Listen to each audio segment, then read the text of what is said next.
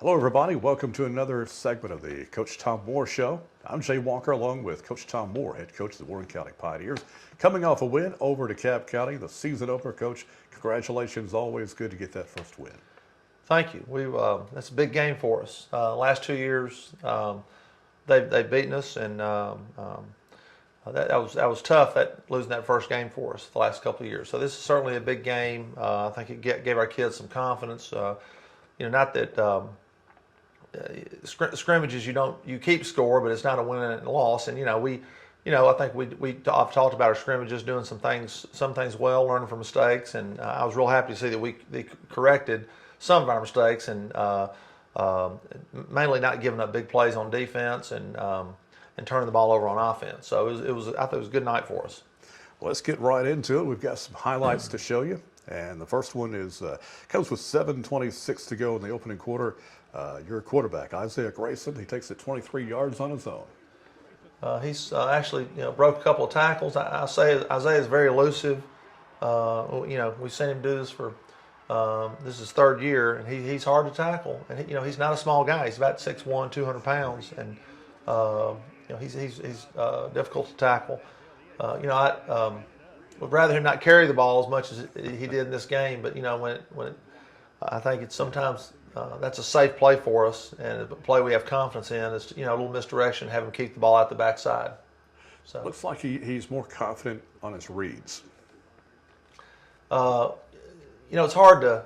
That guy's got to read something every play. He's either we're reading a lineman or we're reading a secondary guy or a linebacker. So he's got a lot of pressure on him, and he's a smart kid. I mean, Isaiah's a great student here at Warren County, and he's really one of those guys you only have to tell something one time and he's got it. And we're lucky we're able to do some pretty sophisticated stuff as far as reads and on offense with him, just because of his ability to think. Looks like he's been in the weight room. He's got a little bigger. I always worry when he carries the ball. He came out, his elbow was bothering him on that first drive, and he kind of shook it off, and he was okay. Well, Dekalb County would come back. They would. You held them to a field goal, 31-yard field goal by Andrew Fusen, with 3:12 to go in the opening quarter, 6-3 at that point. And the Pioneers come back in the second quarter, 10:36 to go. Ethan Cowan takes it in from a yard out, but we've got some plays leading up to that. This is excellent play. He didn't have anybody open, and Isaiah just took it up the middle and showed a good burst of speed. He almost scored on that one. I think they just tripped him up. We had a good stop on defense leading up to this. We gave him some good field position on a kickoff return, and they were able to hold him field goal. And we came right back and scored, which was really great. We got our jumbo package on offense, just running off tackle. And Cowan did a good job running the ball. DeAndre Thomas, number 47, played fullback last year, and he's still a fullback, but he's primarily defense. He did a phenomenal job blocking on this all night. We ran about 8 or 10 times, and he had his responsibility was number 33, their middle linebacker, and he really did a great job on this. Ethan's not real big, but he's a good hard runner. Yes, smart. He knows what to do. He doesn't mess up assignments very much. He's a pretty good athlete. There's Isaiah again. That play, he almost scored on that. It's fun watching him run. It is, and that's we had some of the same problems we had with Stephen Jennings last year. I think they seem to have with Isaiah this year. They didn't really want to rush him a lot because they're afraid of him getting out of the pocket.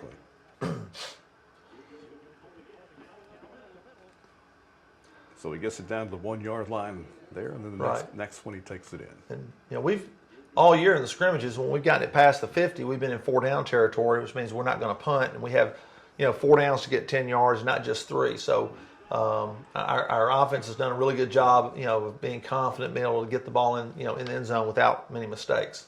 2-point try was unsuccessful, so 12-3 at that point. You score again in the second quarter. 3:38 to go. Jay Rozier, what a running back he is going to be. 10-yard run. Thomas now in the backfield. Give it to Rozier.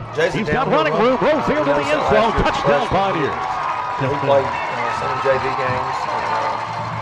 We noticed in practice. Comes with 3:38 to go he doesn't like in the second period.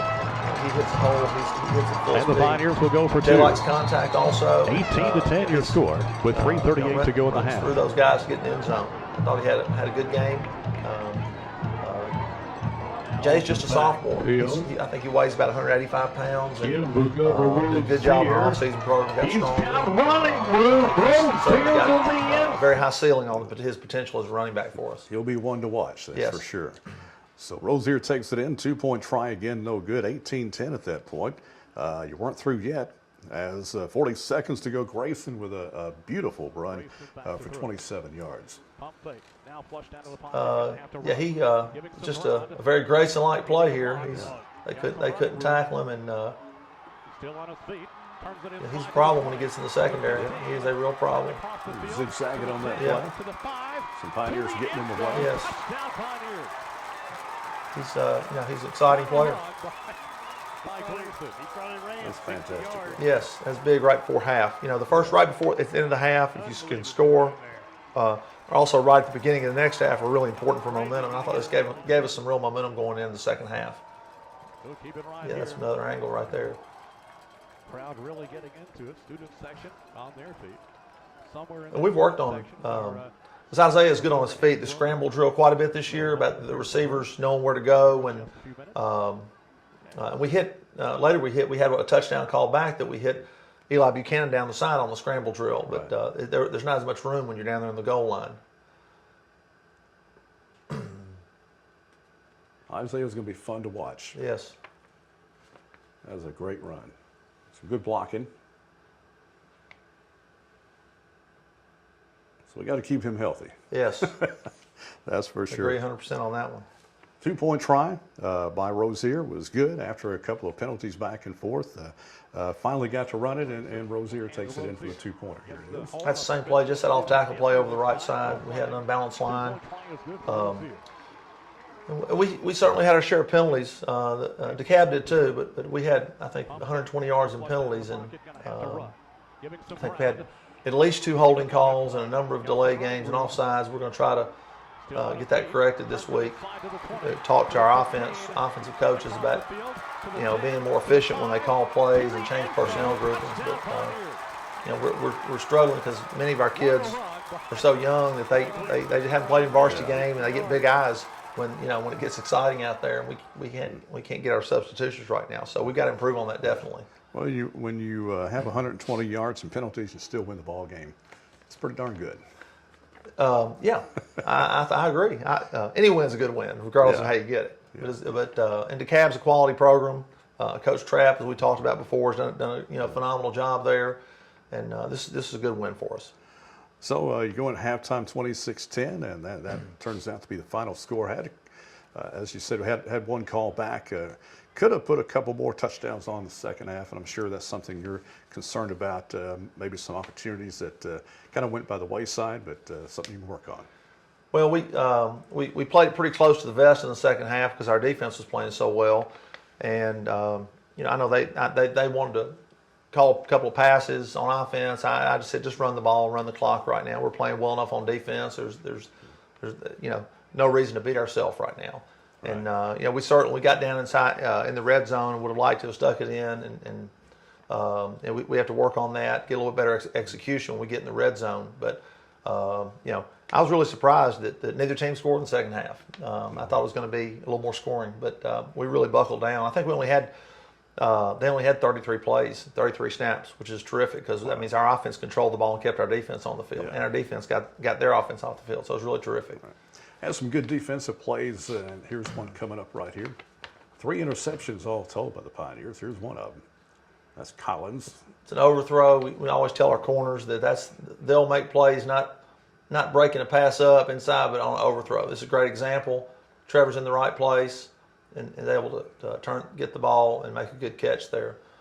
But we had a great pass rush, and Luke Nesbitt, number 50, DeAndre Thomas, Trayton Rackley, Jathan Morris, all those guys did a good job. They put pressure on DeKalb's quarterback all night, and that caused.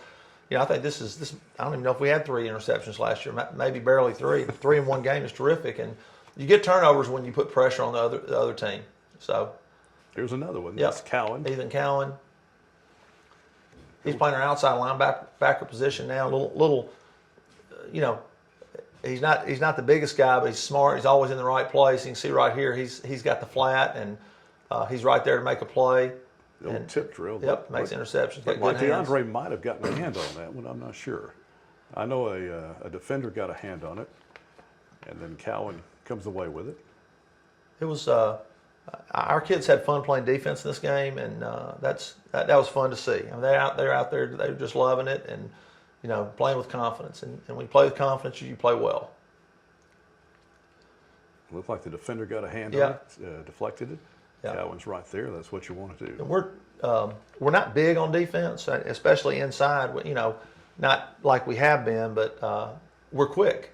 And I think in high school football, quickness is maybe something that's severely overrated. But our defensive line especially is quick. Luke Nesbitt runs as well as anybody we have on the team, and so does DeAndre.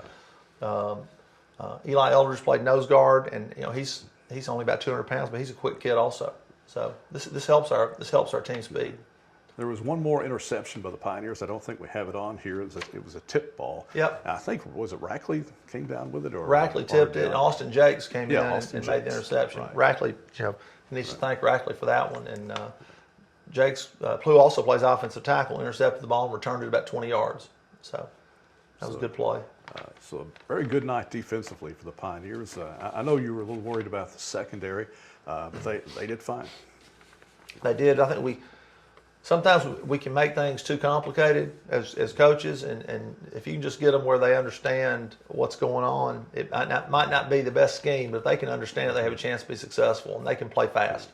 And really, we put so much pressure on them that they didn't have a chance to throw any deep balls. They couldn't get them off, and that helps more than anything. It makes the secondary look good, right? So what did you like about the game, and then what are some things you feel like we need to work on more?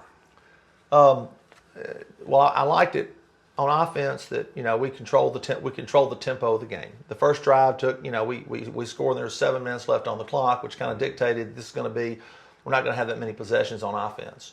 I thought we took care of the ball well on offense. We did have one sack and Grayson fumbled it, but he got it back, and you know he's got to be careful with the football. But I liked how he took care of the football.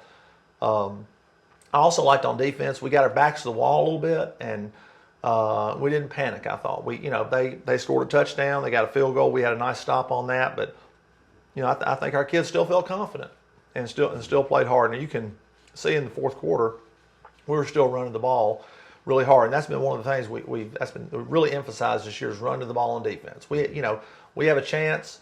We always have a chance if we're running to the ball and don't give up big plays. So we kept their running game in check and really didn't allow them to throw the ball deep. So we kept them from making big plays. As far as correcting penalties, we gotta get better on penalties and organization on the sideline. So that's something we're going to work on this week.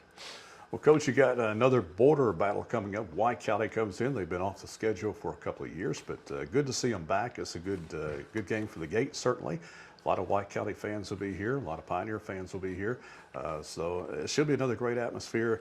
White County's coming off a shutout loss to Livingston, 35-0. Too early to really judge by that, isn't it? Sure. You just never know what happened in the first week. Yeah.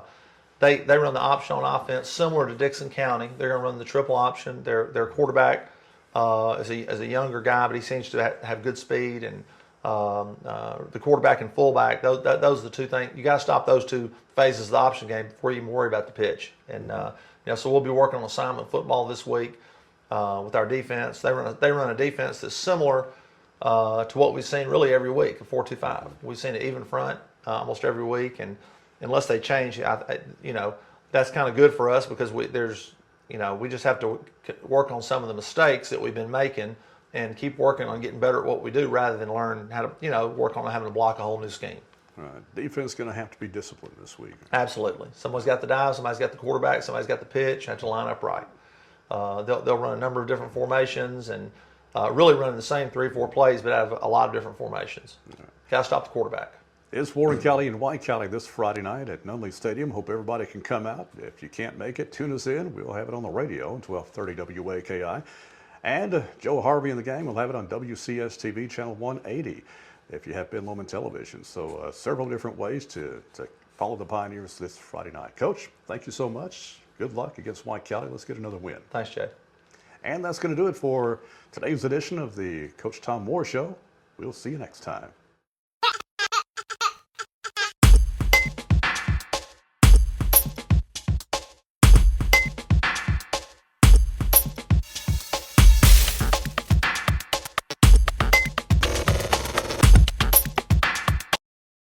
Your McMinnville State Farm agents, Lee Holland and Bill Zachman, are pleased and proud to be supporting WCS-TV, our school system, and our students.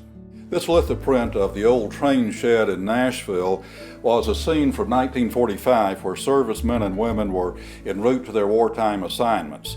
Those old values of patriotism, service, and duty we still embrace even though the train shed is long gone. We here at State Farm Insurance do adapt and adhere to those old values of integrity, service, and responsibility. Here at State Farm, we're your one-stop shop, protecting everything that's important to you. For your McMinnville State Farm agents, Lee Holland and Bill Zachman, it's both a privilege and an honor to be associated with WCS-TV and to support our students, teachers, and our schools.